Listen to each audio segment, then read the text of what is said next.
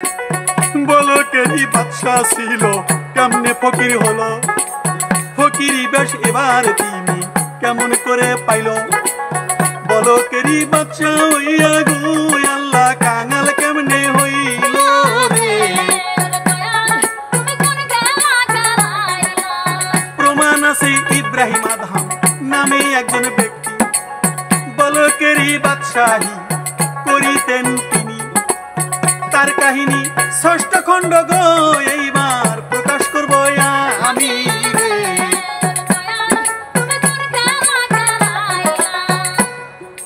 প্রমাণ আছে বলকের বাদশাহ হযরত ইব্রাহিম আদম, তার কাছে এমন একজন লোক এসে বলল, হে আল্লাহর ওলি, হে ইব্রাহিম আদম বলকের বাদশাহ, আমি আপনার কাছে কিছু জানতে চাই। আমি আমার নফসের প্রতি ভীষণ অত্যাচার করছি, আপনি আমাকে এমন কোন নসিহত করুন আমার নফসকে আমি সর্বদা সামনে রেখে যেন চলতে পারি। ইব্রাহিম আদম বললেন, তুমি আমার নসিহত কবুল করলে তোমাকে আমি ৬টি খাসিলত শিখিয়ে দিচ্ছি, তবে তোমার সামনে রেখে চলতে পারি। হযরত ইব্রাহিম আদম বললেন, ৬টি নসিহত কি কি? ৬টি নসিহত কি কি যাইতেছি বলিয়া। ১ নম্বরে তুমি যখন আল্লাহ পাকের কে, ১ নম্বরে তুমি যখন পরম আল্লাহ পাকের কোন না ফরমানি কাজ করবে না তো তখনই আল্লাহর কোন রিজিক আরে খেও না যে তাতে, সেই বলে রিজন আরে সেই বলে রিজি কথা তো তিনি সারা কেউ নাই রে।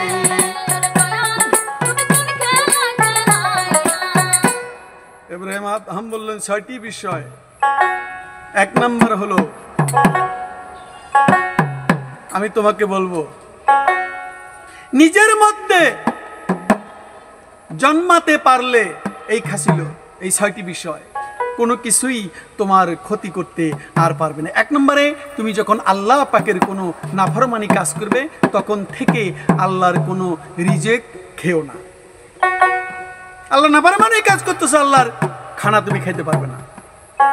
তখন ওই লোক বলে, আচ্ছা রিজিক দাতা তো তিনি ছাড়া আর কেউ নেই, তাহলে আমি রিজিক নাফরমানি করবো আর আল্লাহ রিজিক আমি খাবো না, তাহলে রিজিক কোথা থেকে খাবো আমি?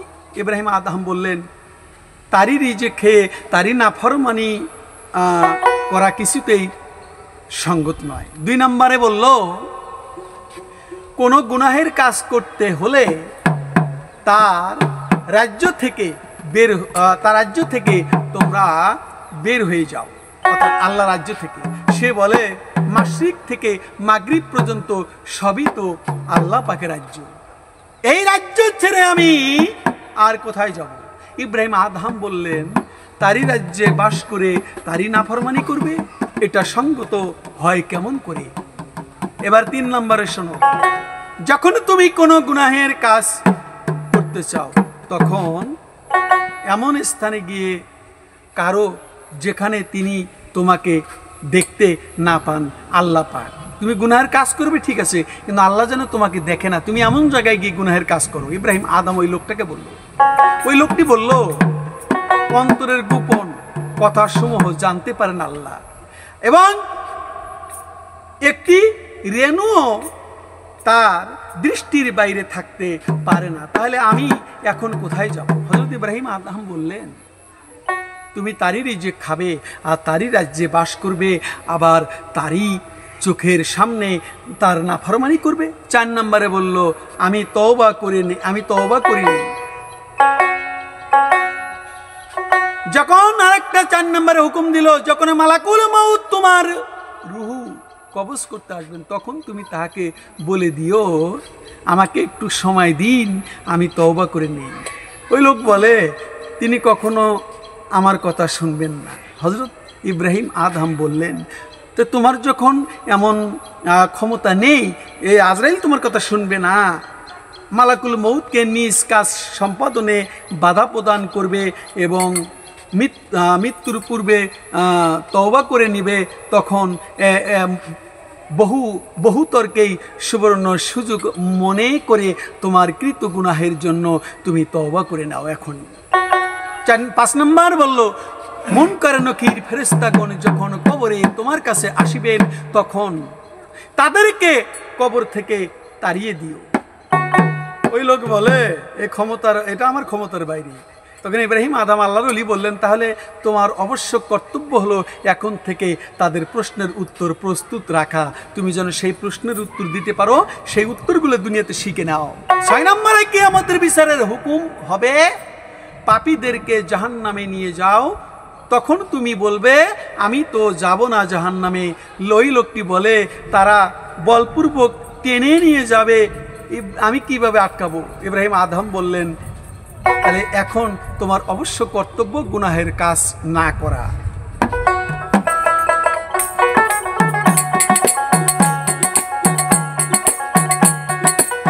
এত সুন্দর কথা বাইরে আল্লাহর ওলি কইল, এই 6টি কর্ম বিরত হব, হইলে তুমি ধীরে ধীরে নফস তোমার সামনে দাঁড় হইতে পারিবে না।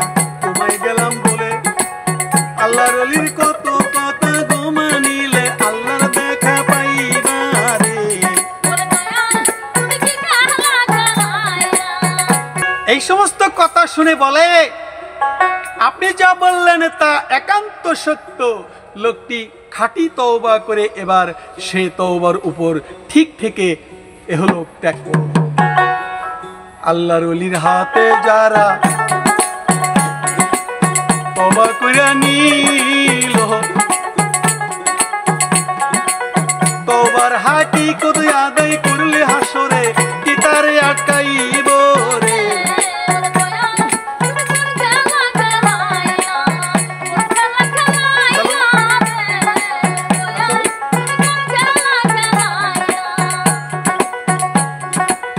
একবার কয়েকজন লোক এসে তারই প্রশ্ন করে, আমরা দোয়া করি, আমাদের দোয়া কবুল হয় না কেন? এর কারণ কি? আল্লাহর বুজুর্গ গানকে বলে। ইব্রাহিম আদম এই বুজুর্গ বলিলেন তাদেরকে, এর কারণ হলো তোমরা আল্লাহকে জানো কিন্তু তার বন্দেগী করো না, যে তার রাসূলকে চেনো কিন্তু সুন্নতের অনুসরণ করো না, যে কুরআন মাজিদ পড়ো কিন্তু তদনুযায়ী আমল করো না, যে আল্লাহ পাকের নিয়ামত ভোগ করো যে কিন্তু তার শুকর আদায় করো না। এটাই জন্য যে তোমরা খুবই ভালো করে জানো জান্নাত আল্লাহ পাকের ফরমানদার বান্দার জন্য সাজিয়ে রাখা হইয়াছে গো, তোমরা অনুসরণ করো না রে।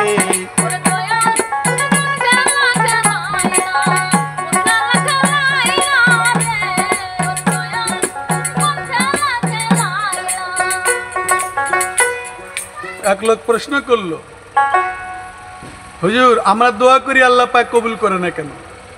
আপনার দোয়া কবুল হয় কেন? ইব্রাহিম আদম আল্লাহর বুজুর্গ ব্যক্তি বললেন, তোমরা আল্লাহকে চেনো কিন্তু আল্লাহর কোনো কথা মানো না, তোমরা রাসূলকে চেনো কিন্তু রাসূলের কোনো সুন্নতের অনুসরণ করো না, তোমরা সাজিয়ে রাখো অথচ ফরমানদার বান্দাদের জন্য সাজিয়ে রাখা হয়েছে এই জান্নাত, অথচ তোমরা না তার নাফরমানি করো, অথচ তোমরা তার অন্বেষণ করো না। আর তোমরা খুব ভালো করে জানো আল্লাহর নাফরমান বান্দাদের জন্য জাহান্নামের মধ্যে আগুনের বেড়ি এবং ত্বকসহ প্রস্তুত করা রাখা হয়েছে, অথচ তোমরা তার থেকে রক্ষা পাওয়ার উপায় খুঁজছো না। আরো তোমরা জেনে রেখো শয়তান তোমাদের মহাশত্রু হইয়া, কিন্তু তোমরা তাকে শত্রু বলে মনে কোনদিন করলে না রে। এবং তোমরা তার অনুসরণ করেই চলেছ তার শয়তানের। তোমরা আরো অবগত এবারও আসো যে মৃত্যু মৃত্যু অনিবার্য জানিয়াও কেন শয়তানের অসহচয়কে পছন্দ করো, কিন্তু তার জন্য তার জন্য সামান্য সম্বল সংগ্রহ করছো না কেন তাই রে।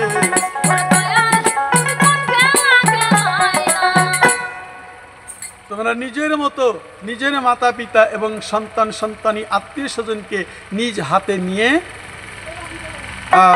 কবরে সেই শোয়াইয়া আসছো, কিন্তু সেই সমস্ত ঘটনা থেকে নিজের উপদেশ গ্রহণ করছো না যে এই কবরে আমারও যেতে হবে, নিজের দোষ ত্রুটি থেকে বিবৃত হচ্ছ না, তা সত্ত্বেও ওপরের দোষ ত্রুটি খুঁজে বেড়াচ্ছ অপরে।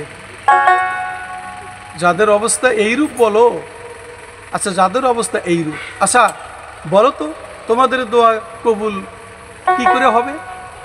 একবারে কয়েকজন লোক তাকে জিজ্ঞেস করে, মানুষ ক্ষুধার্ত হলে এবং তার কাছে খাবার কিছু না থাকলে কি করবে তিনি? ইব্রাহিম আদম বুজুর্গ ব্যক্তি বললেন, সবুর করবে। একদিন, 2 দিন, 3 দিন। প্রশ্নকারী আবার বলে, আচ্ছা মেনেছি 10 দিন সবুর করব। আচ্ছা তারপর কি করব? এই বুজুর্গ লোকটি বলল, তারপর সবুর করবে। হ্যাঁ, এই অবস্থায় তুমি যদি মরে যাবে তাতে কি খুনের দায় বা হত্যাকারীর উপর বর্ধিত হবে? একবারে কয়েকজন লোক হযরত ইব্রাহিম আদমকে দাওয়াত করে। তিনি দাওয়াতের স্থানে উপস্থিত হলে তারা তার জন্য কারো অপেক্ষা করতে লাগলেন। কিছুক্ষণ অপেক্ষা করার পর তাদের মধ্যে একজন লোক বলে, সে বড়ই বদমেজাজ লোক। হযরত ইব্রাহিম আদম বললেন, লোকে প্রথমে রুটি খায় পরে গোস্ত খায়, তোমরা প্রথমে এই গোস্ত খেতে আরম্ভ করলে, তার মরা ভাইয়ের গোস্ত, অর্থাৎ গীবত করতে আরম্ভ করলে। তে রুটি খাইতে দিছে, প্রথম তোমরা খাইলে গোস্ত মরা ভাইয়ের, কারণ গীবত করলে মরা ভাইয়ের গোস্ত খাওয়ার সমান কথা।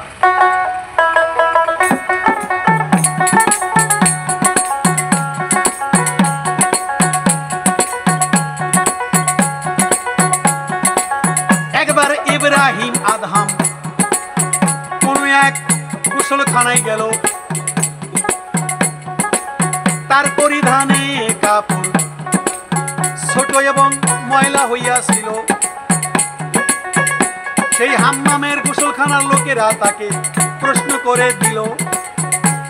তিনি উত্তেজিত হয়ে বলতে এবারও লাগিল, দরিদ্র লোককে যখন শয়তানের ঘরে ঢুকতে দেয় না ভালো, তখন আল্লাহর ঘরে ইবাদত বন্দেগী ছাড়া কেমন করে এবার ঢুকতে দেওয়া হইবে।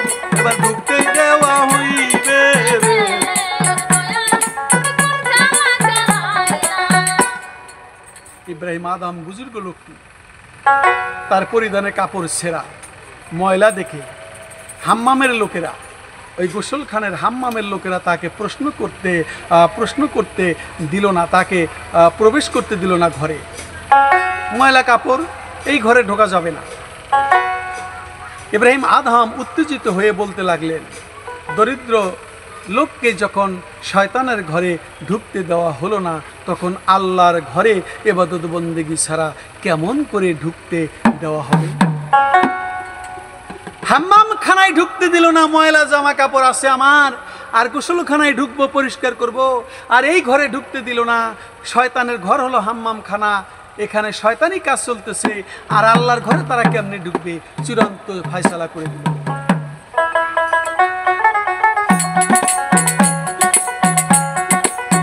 ইব্রাহিম আদম বড়ই বুজুর্গ, ধন সম্পদ বিলাইয়া ফকির সেজেছিল। তিনি বলছেন, একদিন আমি আল্লাহর উপর তাওয়াক্কুল করে কোনো এক জঙ্গল অতিক্রম করিব, কিন্তু 3 দিন পর্যন্ত আমার কোনো খাদ্যই জুটল না গো। হঠাৎ শয়তান এসে আমাকে বলিতে লাগিল, তুমি বলকের বাদশাহী সেখানকার নিয়ামত ত্যাগ কেন কইরাছিল রে?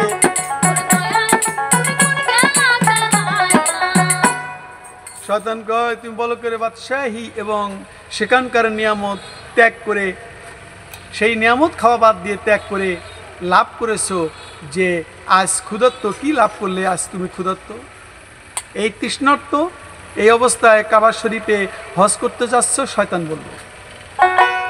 বুজুর্গ লোকটি ইব্রাহিম আদম বললেন তুমি বলক, আরো বলল তুমি কি বলকের সিংহাসনে সমসীন থাকলে আজ রাজকীয় সেই সমারোহের সাথে হজে যেতে পারতে না? তুমি তো একজন বলকের বাদশাহ, রাজকীয়ভাবে হজ করতে। আমি আসমানের দিকে মুখ তুলে বললাম এলাহি, ইব্রাহিম আদম বললাম আসমানের দিকে মুখ তুলে বললাম এলাহি, তুমি আমাকে পেরেশান করার জন্য বন্ধুর বিরুদ্ধে বন্ধুকে নিযুক্ত করেছো। আমি তোমারই সাহায্য ও পথ অতিক্রম করে যেতে পারি। তৎক্ষণাৎ ইব্রাহিম আদম গাইবি আওয়াজ শুনতে পেল, হে ইব্রাহিম, তোমার পকেটে যা কিছু রয়েছে তা বের করে ফেলে দাও, তাহলে তোমার অগোচর যা কিছু রয়েছে আমিও তা বের করে ফেলে দেব। ইব্রাহিম আদম পকেটে হাত বললেন, আমি পকেটে হাত দিলাম। পকেটে আমার 4 দ্রাং পরিমাণ কিছু রূপা ছিল। আমি যাত্রাকালে পকেট থেকে ফেলে দিতে ভুলে গেছিলাম। আর আমি পকেট থেকে বের করে ফেলে দেওয়া মাত্রই শয়তান আমার কাছ থেকে পলায়ন করে এবং গায়েব থেকে আমার মধ্যে শক্তি এসে গেল। দুনিয়ার ও ধন সম্পদ যখন পকেটে ভরিবা, শয়তান তখন তোমার পিছে